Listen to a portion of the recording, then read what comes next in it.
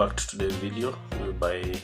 I'll be talking about my life journey since the last time I updated this channel using the other video, which I'll link in the description here.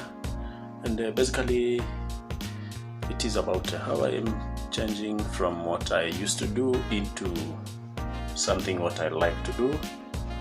Hope you get the difference, because at some point in time you find that whatever you are doing in your career is not exactly what you like doing, but because you gotta pay the bills you get stuck there. Maybe in my case I've been stuck in that cycle for around 10 years, doing what I don't like doing, but I have to do it because I need the money.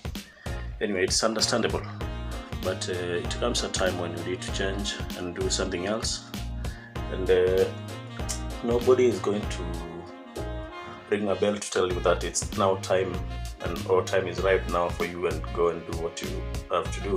It's you to drive yourself and leave whatever you've been doing and change to whatever you want to do. This of course takes a lot of planning and a lot of dedication and self-drive, and to be able to change from what you've been doing to something else. It's not an easy journey, but it's doable, and for the purpose of someone who would like to do that, I would like to encourage you to start planning quite early, maybe 2 to 3 years, and do savings into your accounts, and try to have some passive income which can sustain you for the duration which you'll be in school.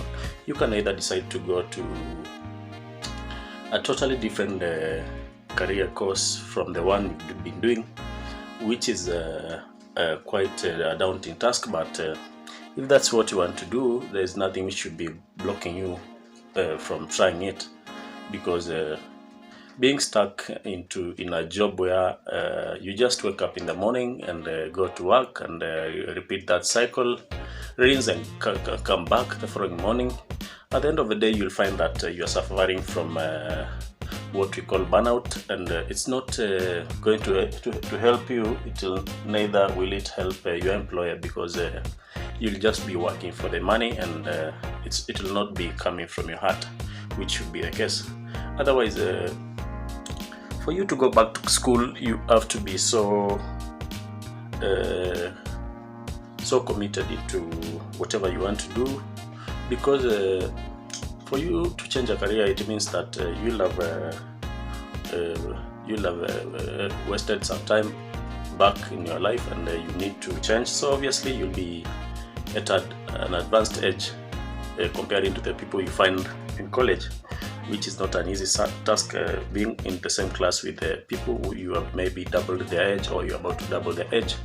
However, if you had good scores in your prerequisites, maybe in let's say Form 4 or KCSE, you'll find that you'll be sometimes smarter than the people you find in college, because some of them have not had what we call a proper perspective of life, and because of the time you've been maybe working elsewhere or in your life experiences, you might be exposed. Maybe, for example, when you are being taught something maybe to do with psychology, you'll find that you have so many examples and which you can relate to what you've been taught, and it becomes so easier for you.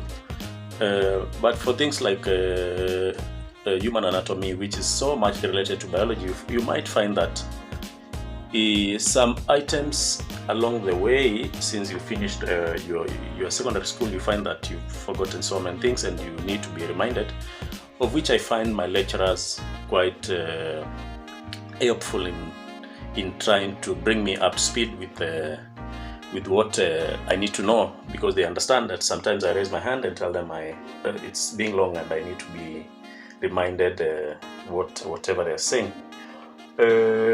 In terms of the finances, going to a public school is much cheaper as compared to private school, and that's sometimes the mission school, which might be more expensive as compared to the government-sponsored colleges. because at the end of the day, the scores required for you to partake the medical and nursing course will be the same across the board, even if you go to mission colleges or private colleges. The score will be the same for the cluster subject. So I usually advise people, I need to advise that you'd better go to a public school and lessen the amount of fees you have to pay. The other things is you need is the money for upkeep, which because at the end of the day you need to eat, you need to get somewhere to sleep, and other expenses related to the real coursework. I was thinking I had the fee structure for the college, but anyway, you can go online and maybe I'll touch the link to the fee structure for Kenya Medical Training College fee, which is around 80,000 per year. So if you make your own calculation, you'll find that for the 3 years you'll be doing your course, it will be around 240,000. That does include accommodation. It doesn't include accommodation and maybe food and other miscellaneous things which you might need along the way. But however, if you decide to board in the school, they call them hostels, you'll be paying a biannual fee of 5,000. So you'll be paying 2 times in a year at the start of the semester, whereby you'll be paying 5,000.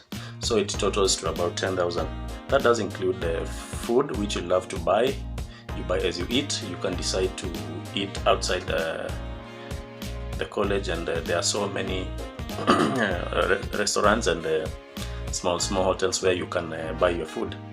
However, sometimes you find that it is a roller coaster, because as a person who's depending on yourself or your savings, you'll need to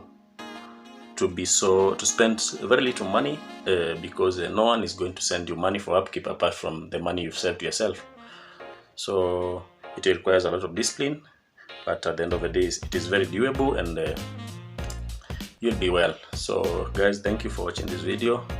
The next video will be in a week's time, and I'll be talking about my experiences and how the subjects have been, the different subjects, because some of them you find that they're a little bit hard, some of them are doable.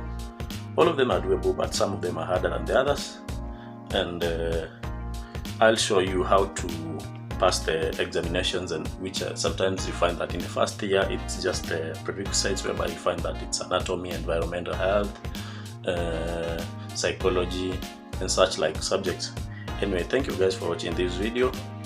Continue watching, subscribe, and click the notification bell such that when I make a video you'll be notified the first person to watch the video. Thank you and welcome.